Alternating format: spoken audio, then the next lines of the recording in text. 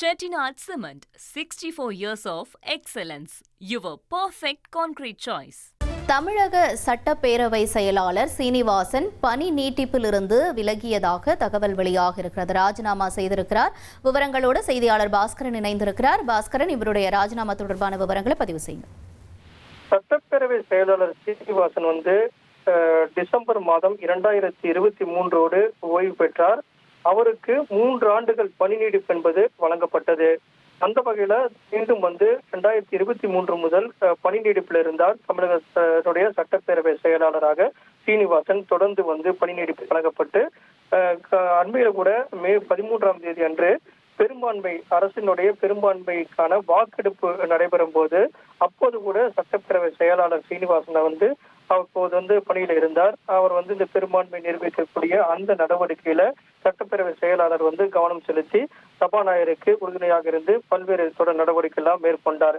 பணி நீடிப்பில் இருந்த அந்த சட்டப்பேரவை செயலாளர் சீனிவாசன் அவர்கள் பணியிலிருந்து விலகி இருக்கிறார். பணி நீடிப்பிலிருந்து விலகி இருக்கிறார். தன்னுடைய பதவியை ராஜினாமா செய்திருக்கிறார்.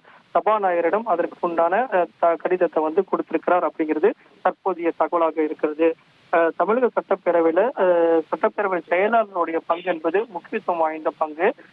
ஆளுங்கட்சி ஆகட்டும் எதிர்கட்சி ஆகட்டும் பல்வேறு விதமான கேள்விகள் விவாதங்கள் நடைபெறும் போது சபாநாயகருக்கு அனைத்து விதமான தகவல்களையும் முன்கூட்டியே தெரிவித்து அதே நேரத்துல சம்பவம் நடைபெறும் போது, அதாவது வாக்குவாதங்கள் நடைபெறும் போது, விவாதங்கள் மாறி பல்வேறு விதமான பிரச்சனைகள் எழும்போது அதை எவ்வாறு கையாள வேண்டும் அப்படிங்கிறத சபாநாயகருக்கு சட்டப்பேரவை செயலாளர் பல்வேறு அறிவுறுத்தல்கள் வழங்குவார்.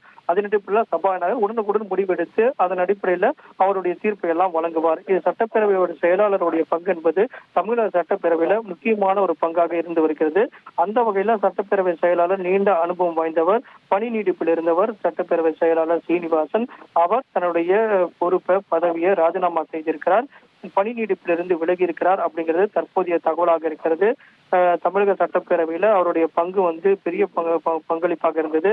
காரணம் என்னவென்றால் அதிமுகவுடைய ஆட்சி காலத்திலும் சட்டப்பேரவை செயலாளராக இருந்தார். திமுகவுடைய ஆட்சி காலத்திலும் அவர் சட்டப்பேரவை செயலாளராக இருந்தார். தமிழக வெற்றி கழகம் பெரும்பான்மையை நிரூபித்த அந்த தருணத்திலையும் அவருடைய பங்களிப்பு என்பது முக்கியத்துவம் வாய்ந்த பங்களிப்பாக பார்க்கப்பட்டது.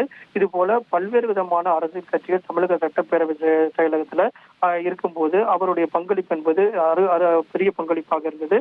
அவருடைய செயல்பாடுகள் என்னென்ன கேள்வி கேட்டாலும் எந்த தகவல் கேட்டாலும் உடனுக்குடன் பகிர்ந்தளிப்பது உள்ளிட்ட பல்வேறு தகவல்கள் கொடுக்கக்கூடிய நபராக இருந்து அனைத்து அரசியல் கட்சிகளுக்கும் அவர் உதவக்கூடிய நபராக இருந்து வந்தார். சட்டப்பேரவை செயலகத்துல அவருடைய பங்களிப்பு மிக முக்கியமான பங்களிப்பாக இருந்து வந்த நிலையில அவருடைய பணி நீடிப்பிலிருந்து விலகி இருக்கிறார் என்பது மிகப்பெரிய ஒரு பெரும் பரபரப்பான செய்தியாக தலைமைச் செயலக வட்டாரத்தில் பேசப்பட்டு வருகிறது. அந்த வகையில அவருடைய ராஜினாமா என்பது முக்கியத்துவம் வாய்ந்ததாக பார்க்கப்படுகிறது. இந்த நேரத்தில் காரணம் என்னவென்றால் 4 பேர் தங்களுடைய ராஜினாமா கடிதத்தை அதிமுக சட்டமன்ற உறுப்பினர்கள் கொடுத்து சபாநாயகர் ஏற்றுக்கொண்டிருக்கிறார்கள். அதற்கு முன்னதாகவே அதிமுகவுடைய இரு தரப்பும் மாறி மாறி கடிதங்கள் கொடுத்து திரும்ப பெற்றிருக்காங்க.